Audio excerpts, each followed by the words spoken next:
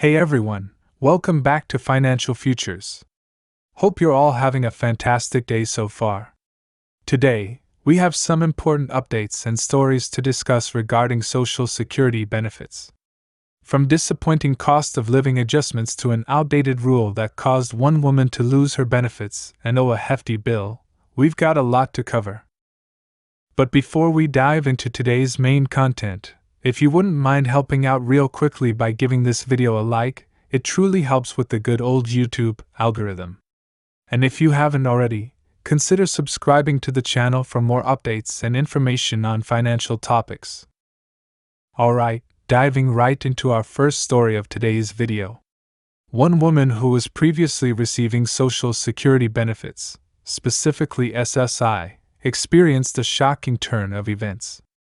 Although her monthly benefit wasn't substantial, it was something. Recently, she was notified that her benefits were coming to an end and that she owed the Social Security Administration $20,000. This situation stemmed from an outdated rule within the Social Security Administration. According to Newsweek, Karen Williams, a 63-year-old disabled woman from Philadelphia, was hit with this bill after responsibly getting life insurance. Williams, worried about her children bearing the financial burden of her funeral expenses, bought a life insurance policy worth $10,000. Little did she know that this action would put her over the asset limit for SSI, which is $2,000 for individuals and $3,000 for married couples. As a result, she lost her benefits. Williams' life insurance policy, with a cash value of $1,900, combined with the $260 in her checking account, exceeded the asset limit. This limit, unchanged since 1989, has not been adjusted for inflation. If it had been, the asset limit today would be around $10,000. Once the SSA realized Williams was over the limit, they not only terminated her benefits but also billed her for $2,385 in overpayments. The outdated $2,000 asset limit is a major issue for many recipients. It creates problems for those who choose to get married, as many will lose benefits immediately upon marriage. The rule has left individuals like Williams struggling. Despite bipartisan support for updating this rule, Congress has yet to pass the necessary legislation. The proposed SSI Savings Penalty Elimination Act would raise the asset limits to $10,000 for individuals and $20,000 for couples, adjusting these amounts for inflation going forward. This change is essential to help disabled and elderly Americans without penalizing them for saving or marrying.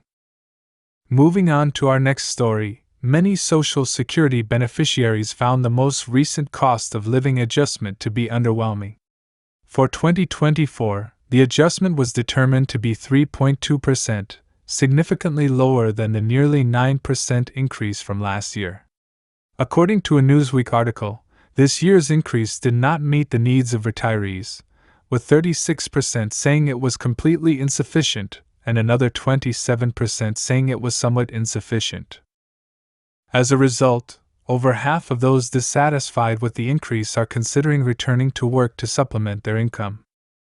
One major issue is that the COLA is based on a broad measure of inflation that does not align with how retirees spend their money.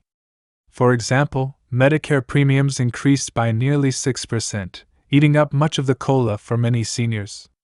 Retirees primarily spend their money on healthcare and essentials, not on the broader basket of goods and services used to calculate the COLA. So, that's all I have for today's video. I hope you found this information valuable. If you did, please give this video a like and consider subscribing to the channel if you haven't already. Let me know your thoughts on these topics in the comments below. Should Congress update the SSI asset limits? What do you think about the recent COLA increase? I'd love to hear your opinions. Thanks for watching, and I'll see you in the next video.